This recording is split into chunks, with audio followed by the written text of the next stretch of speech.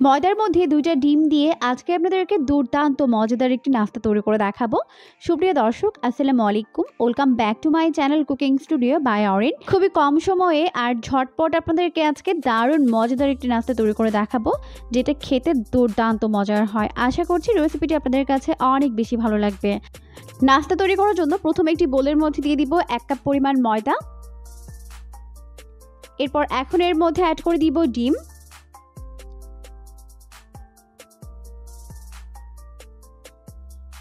তো আমি এখানে প্রথমে 2টি ডিম অ্যাড করে দিব।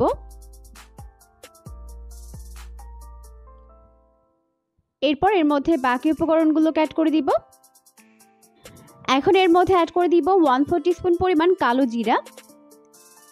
কালো জিরা থাকলে দিবেন, আর না থাকলে না দিলেও হবে, তবে দিলে টেস্ট এবং ফ্লেভার দুইটাই ভালো হয়। এরপর এখন এর মধ্যে অ্যাড করে দিব 1/4 কাপ পরিমাণ চিনি, অর্থাৎ 4 টেবিল চামচ পরিমাণ। এরপর দিয়ে দিব 1/2 চামচ পরিমাণ লবণ। এখন প্রথমে ডিম আর চিনি একত্রে ভালো করে মিশিয়ে নিব।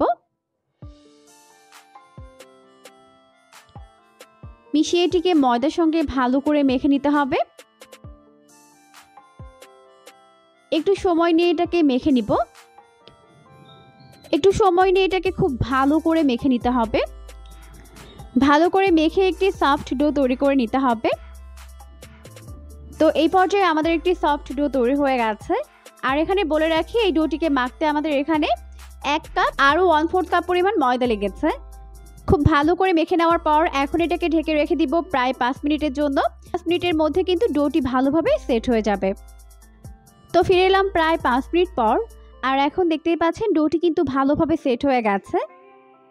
এখন এটাকে হাতের মধ্যে নিয়ে এরকম একটা গোলাকার শেপ দিয়ে নিব। আর এই পর্যায়ে কিন্তু এটা খুব ভালোভাবে সেট হয়ে গেছে। এখন কিন্তু এটাকে বেলার সময় আর ছোট হয়ে যাবে না। তো এরকম একটা গোলাকার শেপ দিয়ে নেওয়ার পর এখন আমি এটাকে বেলে নিব। বেলার জন্য অল্প একটু ময়দা ছড়িয়ে দিলাম। এরপর আমি এটাকে বেলে নিচ্ছি। তো এভাবে চারপাশে ঘুরিয়ে ঘুরিয়ে এটাকে বেলে নিতে হবে। আর উপর থেকে এভাবে একটু ময়দা দিয়ে দিব, তাহলে কিন্তু বেলার সময় এটা আর লেগে যাবে না। তো এখন এইভাবে চারপাশে ঘুরিয়ে ঘুরিয়ে পাতলা করে বেলে নিব। এটা কিন্তু খুব বেশি পাতলা হবে না, আবার অনেক বেশি মোটাও হবে না। তো এর পুরুত্ব আমি আপনাদেরকে বেলার পরে দেখিয়ে দিচ্ছি।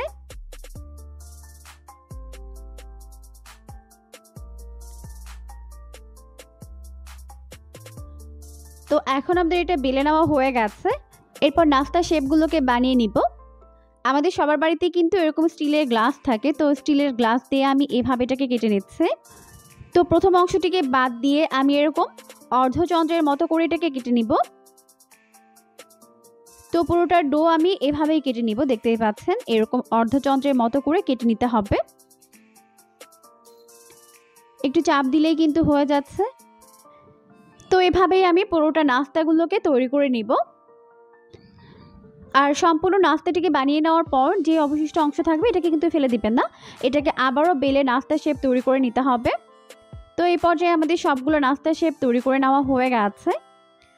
এখন আমি নাস্তাগুলোকে ভেজে নিব। তো দেখতেই পাচ্ছেন এরকম শেপ হবে। নাস্তাগুলোকে ভাজার জন্য প্রথমে চুলায় একটা প্যান বসিয়ে দিয়েছে। যথেষ্ট পরিমাণে সয়াবিন তেল দিয়ে তেলটিকে ভালোভাবে গরম করে নিতে হবে। এরপর এর মধ্যে একটি একটি করে নাস্তার শেপগুলোকে দিয়ে দিব। একবারে যতগুলো ধরে দিয়ে দিচ্ছে, আর বাকিগুলোকে পরের ব্যাচে ভেজে নিব। এরপর চুলার আঁচটিকে মিডিয়াম ফ্লেমে রেখে নাস্তাগুলোকে ভেজে নিতে হবে। নাস্তাগুলোকে মিডিয়াম আঁচে ভাজার ফলে কিন্তু ভেতরে এবং বাইরে খুব ভালোভাবে কুকড হতে পারবে। তাই একটু সময় নিয়ে এগুলোকে মিডিয়াম আঁচে ভাজতে হবে।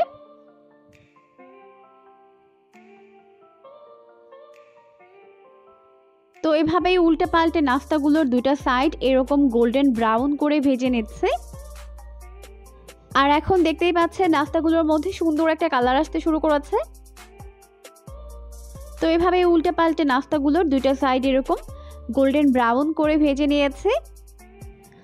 এরপর নাস্তাগুলোকে ভালোভাবে তেল ঝরিয়ে তেল থেকে উঠিয়ে নিব। এই নাস্তাগুলো কিন্তু অনেক বেশি মচমচে আর মজাদার হয়।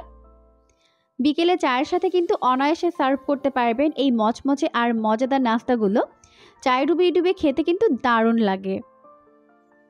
তো এভাবেই আমি সবগুলোকে ভেজে উঠিয়ে নিলাম। তো এরই মাঝে তৈরি হয়ে গেল আমাদের দারুণ মজাদার একটি নাস্তা। এটাকে অবশ্যই বাসায় ট্রাই করবেন, দেখবেন পরিবারের সবাই পছন্দ করবে। এরকমই সমস্ত নতুন ভিডিওর আপডেট সবার আগে পাওয়ার জন্য অবশ্যই চ্যানেলটিকে সাবস্ক্রাইব করতে কিন্তু একদমই ভুলবেন না। পরবর্তী ভিডিও দেখার আমন্ত্রণ জানিয়ে বিদায় নিচ্ছি। সবাই অনেক অনেক বেশি ভালো থাকবেন। আল্লাহ হাফিজ।